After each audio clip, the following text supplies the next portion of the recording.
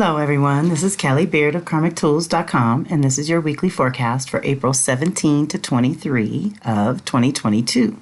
Woo-wee!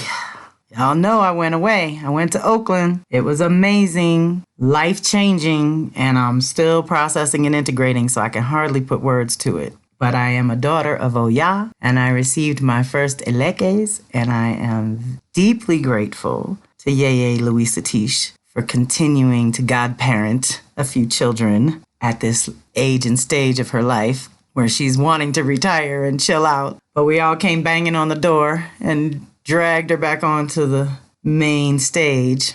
And we are eternally grateful. And the world will be better off too, because we're learning our skill sets and the different things that we're going to get to share with the world in new ways going forward. So I did create an audio and video, 44 minutes long, to go over some of the magic of the Jupiter-Neptune alignment and how we can consciously co-create. Also, for those of you interested in honoring the waters of the world in your own way, I cover all that we just did and include a PDF here in the blog. There's a link that has a guideline for your commitment that you can use and edit as you see fit. All of our suggestions are good, whether you are a solo mermaid or a harbor master that is leading a group into this conscious work. What we have discovered is that this very small gesture has sparked action across the globe. Yeye Tish and I both have folks from all over the world in our respective circles, and everything is expanding exponentially in the most beautiful and miraculous way.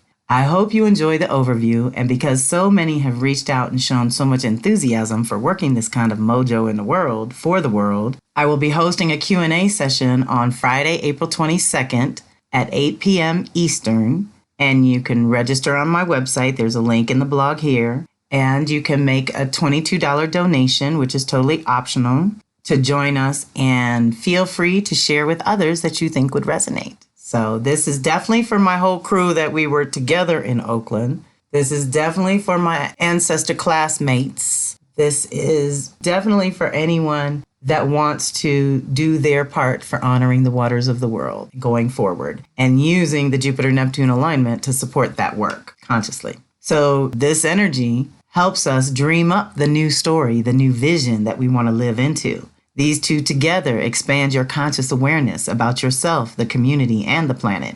This is an initiation, and it is giving us all a chance to heal our own connection to God, Great Spirit, or source of your understanding. You are tremendously supported for initiating new spiritual practices that fortify you so that you are better able to serve on a grander scale or contribute in a larger way to the social and collective realms just by living in integrity and staying connected to a higher power, okay? Part of the shadow of Pisces is escaping and denial and disconnection. We want to fortify the connection to our angels, ancestors, and animal spirit guides because the invisible team is much more reliable than the humans right now. So let's use this alignment to really increase our awareness, yes, but also develop a new practice that keeps you sane, whatever that is, whatever works for you. Another shadow aspect of this energy is to be overwhelmed and confused, so it is hard to move at all. Or we can be overly optimistic, ignoring facts and realities and not using our own discernment properly. Okay, Jupiter makes things bigger, gets us all excited, and Neptune kind of blurs the reality in a way that doesn't let us see the real things on the ground that matter, that will help us really activate this vision. We have to activate all of our filters and boundaries with this one because both Jupiter and Neptune can get us all carried away, lost, off track, or worse, drowning in the Piscean oceans of emotions and blurred lines. Deep breath. It is time to stay grounded and do not take any unnecessary risks with your faith or your resources. Use this energy to get creative and more spiritual, okay? So if you already have a spiritual practice, you want to up the ante. You want to increase your dedication or deepen your dedication and expand whatever you're already doing. If you don't have a spiritual practice, now is the time to start one. And I've put, like I said, put a link in here for you to register and donate if you'd like to join us on Friday the 22nd when we go over this together and I can answer questions. That's the reason I scheduled it. I had several people say they love the information, but they really had a few questions that they wanted to talk to me about. So I'm trying to make that happen. So do let me know if you're interested in a follow-up especially once you've listened to the 44-minute energetic support.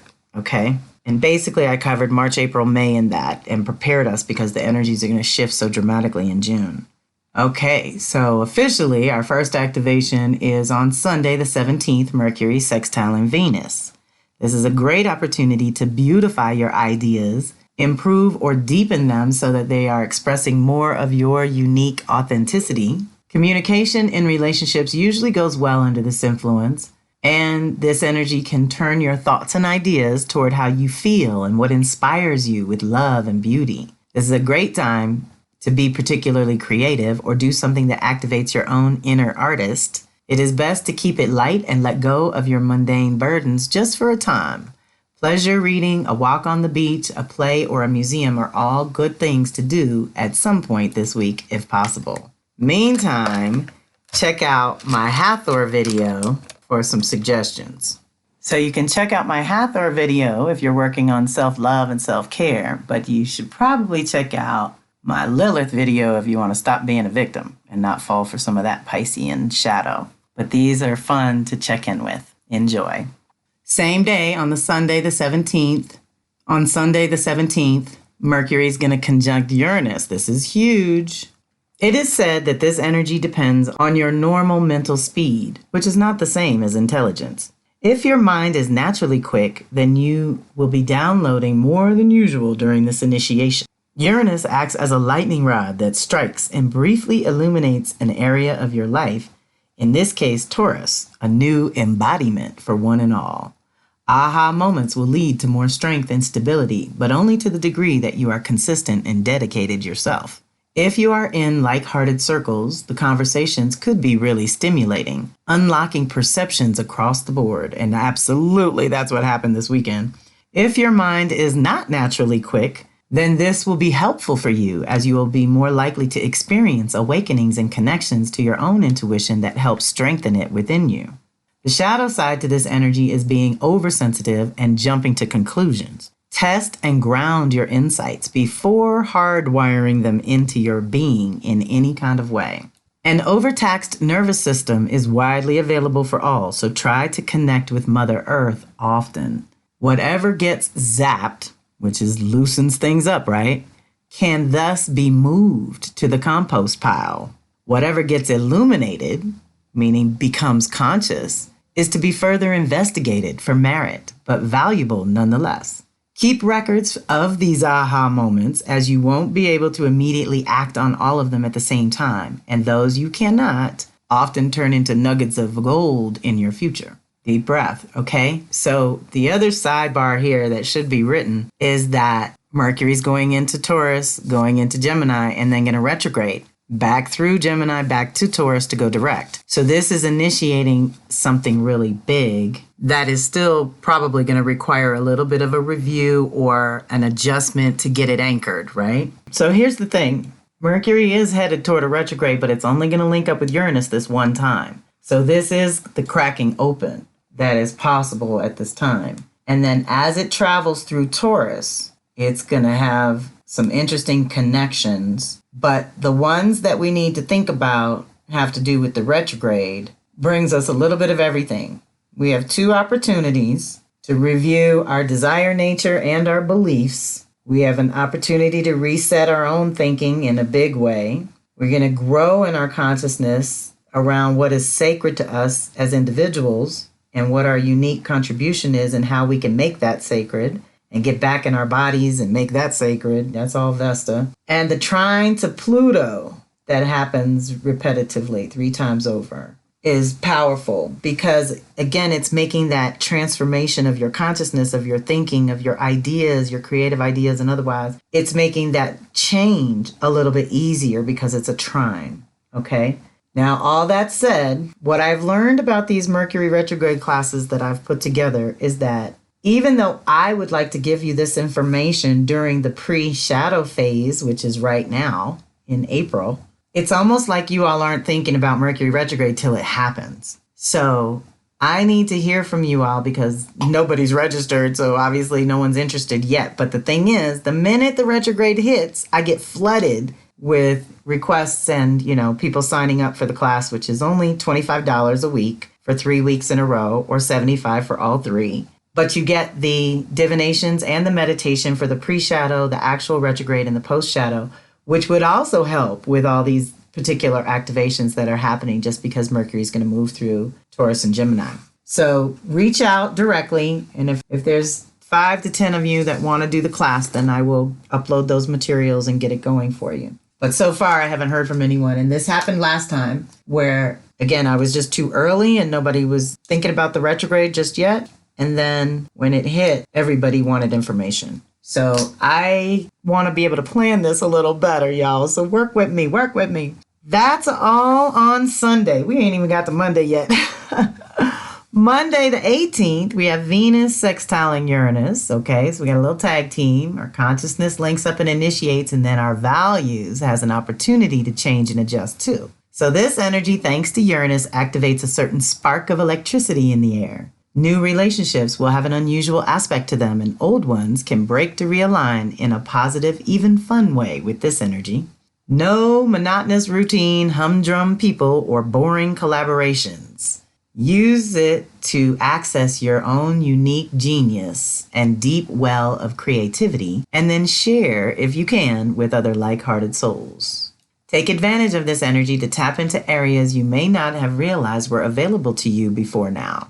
Keep it light and upbeat. Socialize and enjoy the experience of different people or new activities. Keep in mind, however, any relationships begun this week may not be based on qualities needed for long-term survival. It is more of a time to enjoy the people and experiences that pass through and accept this as a gift. Same day, Sun is going to square Pluto. Now, this is a challenge to grow out of comfort zone and into new territory. With Pluto in Capricorn 2008 to 2024, twice a year for these 16 years, when Sun is in Aries in the spring or Libra in the fall, we get an opportunity to grow and change in the fundamental departments of life, which is self versus other and home versus work. In this case, and during these years, we are literally changing how we do all of this, okay? Self versus other, home versus work is what I'm referring to. Each year builds on the previous, and we are now 14 years into the 16-year process of transformation, which is an incredibly potent point in time and space. It is here that you have the most information to consciously work with as you prepare for the final 2 years and ultimately what you would like to get out of your conscious efforts and dedication. Sun helps us clarify, and when working with Pluto, it is usually what is not working, what has run its course and is ready to be composted into new life, new growth, and a new direction for self. Pluto is the purifier, distilling things back to their true and original essence. Fight that, and it can be painful. Work with it consciously, and it can be transformative and will heal you at the deepest root of any challenge. You can use this activation to honor that which has become obvious or is highlighted in the here and now and purge or purify this energy. You are deeply supported for releasing old patterns and setting new conscious practices into action. Tie up any loose ends, close multiple chapters, mourn if you must, and move on. As you do that, you will feel lighter and brighter and more grounded in your true self, your evolved self. Okay, again, we're talking here and now.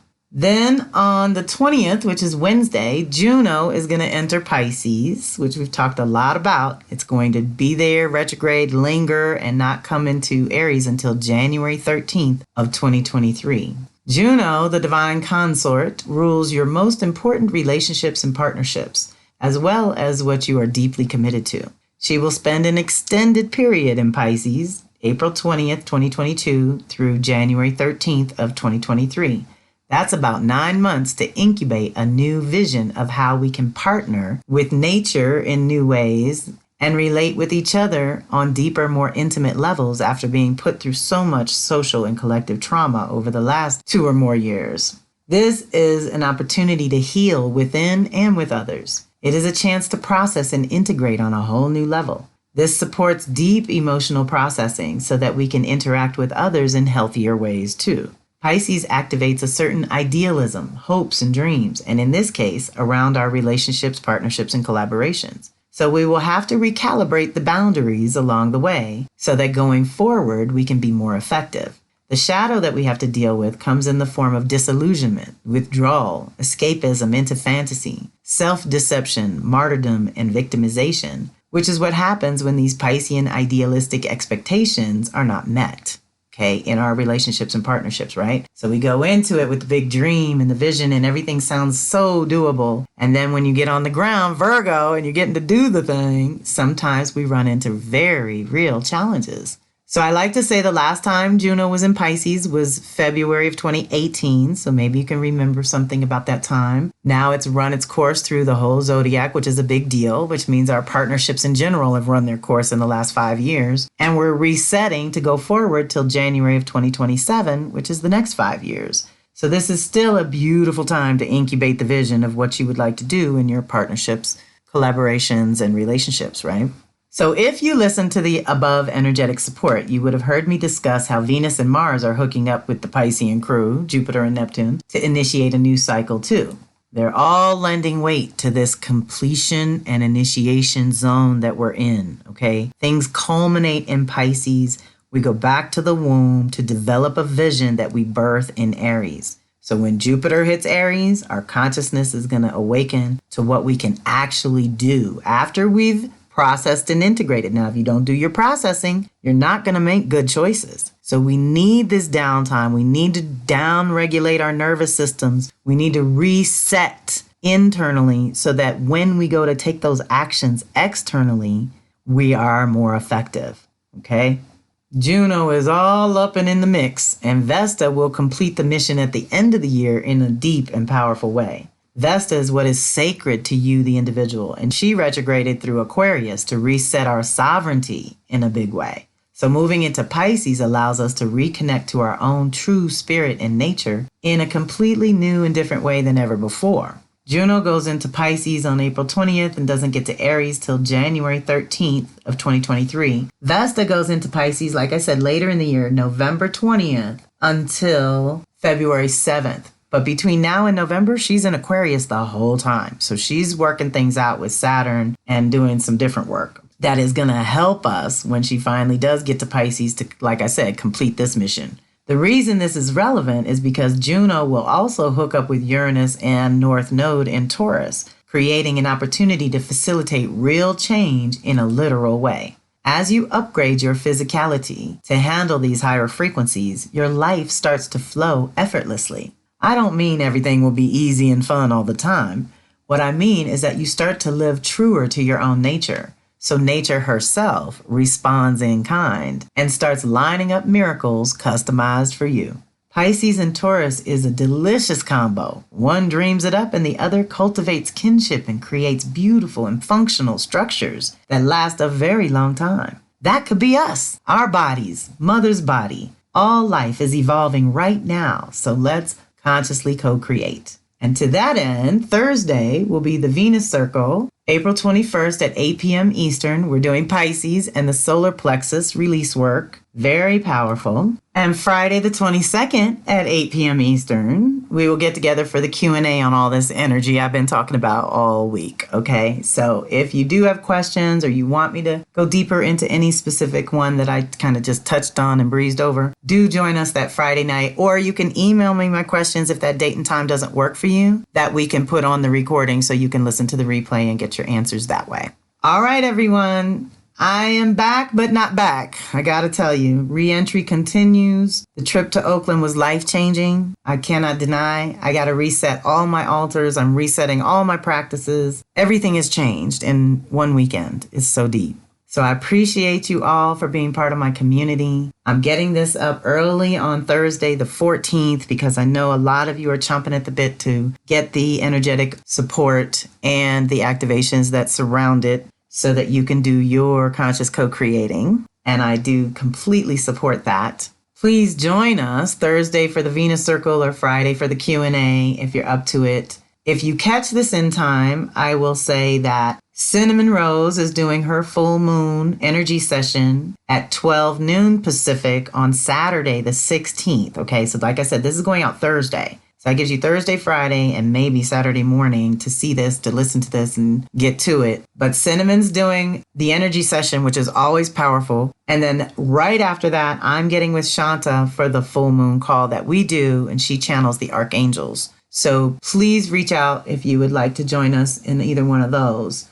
Cinnamon lists all her stuff on Instagram under Cinnamon Rose Priestess is her handle on Instagram, and she'll have links to register for her class. And Shanta, you can just write me directly because we do that together, and I can make sure that you can be included. All right, everyone. So we have activities Saturday, 2 events Saturday, and then 2 events Thursday, one Thursday and 1 Friday. So try to join us where you can to get what you need so that you can be conscious throughout.